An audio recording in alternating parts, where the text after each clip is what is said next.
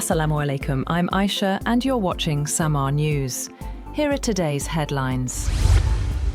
The United States and Iran have received a new peace proposal aimed at ending hostilities, but Tehran has rejected reopening the Strait of Hormuz at this stage. Sources said the framework includes an immediate ceasefire, followed by a broader agreement within 2 to 3 weeks. Meanwhile, President Donald Trump has warned of severe consequences if the strait remains closed, as diplomatic contacts continue involving key regional players, including Pakistan. Iranian media has reported that the head of intelligence of the Islamic Revolutionary Guard Corps has been killed in a strike. According to statements attributed to the guards, Majid Khademi died in what was described as an attack by US and Israeli forces. He had taken over the role earlier this year after his predecessor was also killed in previous strikes. US President Donald Trump says Iran faces a deadline to reopen the Strait of Hormuz or risk major strikes. In an interview, he warned that failure to act by Tuesday evening could lead to attacks on power plants and bridges. Trump later reinforced the message with a social media post referencing the deadline, without additional details. However, Trump also said there is a good chance of reaching a deal with Iran as negotiations continue ahead of a key deadline. In an interview, he warned that if no agreement is reached, the US could escalate militarily and target Iranian infrastructure, including oil assets. Trump also suggested Washington could move to take control of Iranian oil, while talks proceed over reopening the Strait of Hormuz. On the other hand, Iran says it will respond in kind to any attacks on its infrastructure, warning of retaliation against US-linked targets. Foreign Ministry spokesman Esmail Baghaei said Tehran's response would mirror any aggression as tensions rise. The warning follows a deadline set President Trump to reopen the Strait of Hormuz. Iran has condemned such threats as violations of international law, signaling a further escalation in the conflict. Iran has rejected US President Donald Trump's 48-hour ultimatum to reopen the Strait of Hormuz, warning that further aggression could turn the region into hell.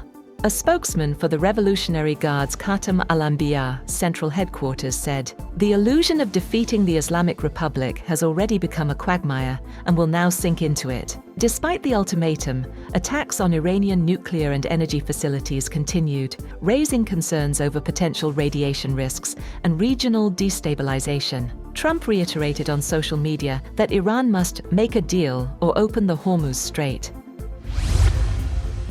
Likewise, Iran's parliament speaker Mohammad Bakr Kalibaf has warned the region is going to burn, as he accused President Trump of escalating tensions and following Netanyahu's commands.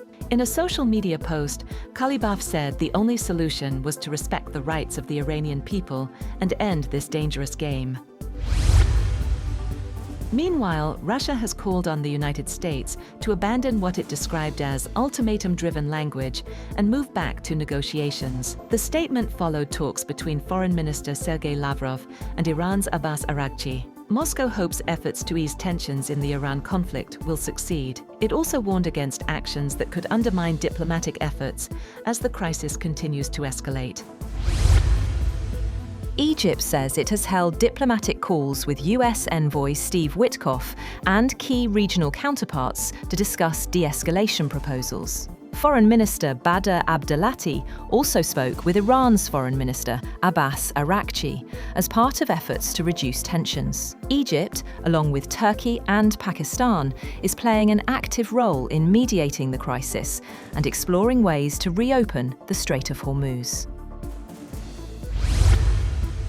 Satellite imaging company Planet Labs says it will indefinitely withhold images of Iran and the wider conflict region following a request from the US government. The California-based firm informed customers that the move applies to visuals of the ongoing Middle East conflict. The decision comes as authorities seek tighter control over sensitive imagery during the escalating crisis. Israeli Prime Minister Benjamin Netanyahu says Israel will continue its campaign against what he described as Iran's military infrastructure. Netanyahu claimed Israeli forces have already destroyed a significant portion of Iran's steel production capacity and have now targeted petrochemical facilities. He vowed that operations will continue, expressing confidence in further action in the days ahead. At least 11 people were killed in 2 separate Israeli airstrikes in Lebanon on Easter Sunday. According to Lebanon's health ministry, an Israeli airstrike on Fahata killed 7 people, including a child. Another strike in Beirut killed 4 and injured dozens as attacks hit multiple areas of the capital. The strikes followed evacuation warnings and came as Lebanon marked Easter, turning it into one of the deadliest days since the conflict began. And 2 merchant vessels have recovered bodies and rescued survivors from a migrant boat off the coast of Italy, with dozens feared dead. Rescue groups say 32 people survived, while 2 bodies were recovered after the boat capsized during a crossing from Libya. Survivors reported that 71 others are missing at sea, making it one of the deadliest incidents in recent weeks. The victims were taken to Lampedusa as dangerous conditions continue to plague migrant routes across the Mediterranean. That's all for now. For more updates, visit www.samaa.tv. Thank you for watching Samaa News.